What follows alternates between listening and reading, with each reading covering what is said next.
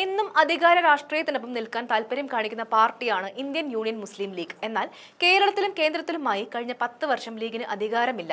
കേരളത്തിലേക്ക് വന്നാൽ 2016-ൽ അധികാരത്തിൽ നിന്ന് പുറത്തുപോയ ലീഗിന് പിന്നീട് UDF-ന് അടിതെറ്റിയതോടെ വീണ്ടും തിരിച്ചടിയാവുകയായിരുന്നു. 2026-ലെ നിയമസഭാ തെരഞ്ഞെടുപ്പിലാണ് ഇനി ലീഗ് ശ്രദ്ധ വയ്ക്കുന്നത്. മൂന്നാം വട്ടം കൂടി അധികാരം നഷ്ടമായാൽ ഒരുപക്ഷെ കടുത്ത തീരുമാനത്തിലേക്ക് വരെ ലീഗ് എത്തിയേക്കാം. നിലവിൽ കോൺഗ്രസ് പാർട്ടിയുടെ പ്രവൃത്തികളിൽ കടുത്ത എതിർപ്പ് ലീഗിനുണ്ട്. പ്രത്യേകിച്ച് രാഹുൽ മാങ്കൂട്ടത്തിൽ വിവാദവും പിന്നാലെയുണ്ടായ സംഭവ വികാസങ്ങളിലും പാണങ്ങാട് വലിയ രീതിയിലുള്ള ചർച്ചയായിട്ടുണ്ട്. UDF-ന്റെ കെട്ടുറപ്പിൽ ലീഗിന് അതൃപ്തിയുണ്ട്. ഒരു പക്ഷേ മൂന്നാം വട്ടവും LDF അധികാരത്തിലെത്തുന്ന സാഹചര്യമുണ്ടായാൽ ഒരുപക്ഷെ CPM-മായി ഒരു ടൈഅപ്പിന് വരെ ലീഗ് ശ്രമിച്ചേക്കാം. അതിനുള്ള ചില സൂചനകൾ ചെറുതായി പുറത്തു വരുന്നുണ്ട്. സെപ്റ്റംബർ 20-ന് മുഖ്യമന്ത്രി ഉദ്ഘാടനം ചെയ്യുന്ന വികസന സദസ്സുമായി സഹകരിക്കാൻ തയ്യാറായിരിക്കുകയാണ് മുസ്ലിം ലീഗ്.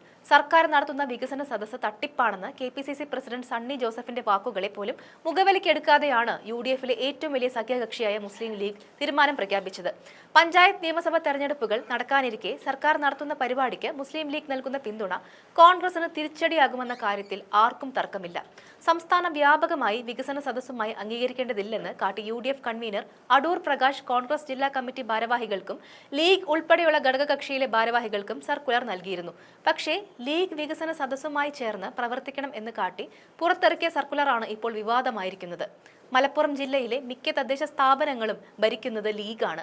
അതിനാൽ തന്നെ സർക്കാർ നടത്തുന്ന പരിപാടികളിൽ നിന്നും മാറി നിൽക്കുന്നത് തങ്ങൾ ജനങ്ങളിൽ നിന്നും അകലുന്നത് പോലെ ആകും എന്നാണ് ലീഗ് വിലയിരുത്തുന്നത്.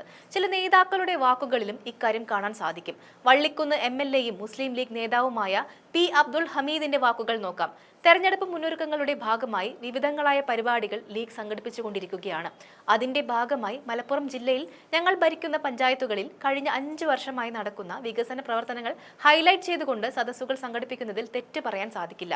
ഇതായിരുന്നു MLA-യുടെ വാക്കുകൾ. ചുരുക്കി പറഞ്ഞാൽ കോൺഗ്രസിന്റെ മുന്നറിയിപ്പ് പൂർണ്ണമായും അവഗണിച്ച് ലീഗ് സർക്കാരിനൊപ്പം നിൽക്കുമെന്ന് ചുരുക്കം. ഇലക്ഷൻ പടിവാതിലിൽ എത്തി നിൽക്കുന്ന സാഹചര്യത്തിൽ സർക്കാർ നടത്തുന്ന പരിപാടിയിൽ പങ്കാളിയായിക്കൊണ്ട് തങ്ങളുടെ ജനകീയ അടിത്തറ വർദ്ധിപ്പിക്കാം എന്നാണ് ലീഗ് കണക്ക് കൂട്ടുന്നത്. പക്ഷേ ചർച്ചകളൊന്നും കൂടാതെ ലീഗ് ഇത്തരമൊരു തീരുമാനമെടുത്തത് കോൺഗ്രസ് നേതൃത്വത്തിന്റെ പിടിപ്പുകേടാണെന്നുള്ള ചർച്ചകളും വരുന്നുണ്ട്. ലീഗ് സർക്കാർ സംഘടിപ്പിക്കുന്ന പരിപാടിക്ക് കൈകൊടുക്കുമ്പോൾ കോൺഗ്രസ് പൂർണ്ണമായും മാറി നിൽക്കുകയാണ്. UDF പിളർന്നു എന്ന രീതിയിൽ ഇത് CPM ഹാൻഡിലുകൾ വാർത്തയാക്കുന്നുണ്ട്. അടുത്ത നിയമസഭാ തെരഞ്ഞെടുപ്പിൽ ലീഗിന്റെ വകയായി കുറഞ്ഞത് 15 MLA-മാരെങ്കിലും LDF-ൽ എത്തുമെന്നാണ് CPM വിശ്വസിക്കുന്നതെന്നും പറയുന്നു. മുൻപും LDF-മായി കൈകോർക്കാൻ മടിക്കാത്ത പാർട്ടിയാണ് ലീഗ് എന്നതും ഓർക്കേണ്ട കാര്യമാണ്.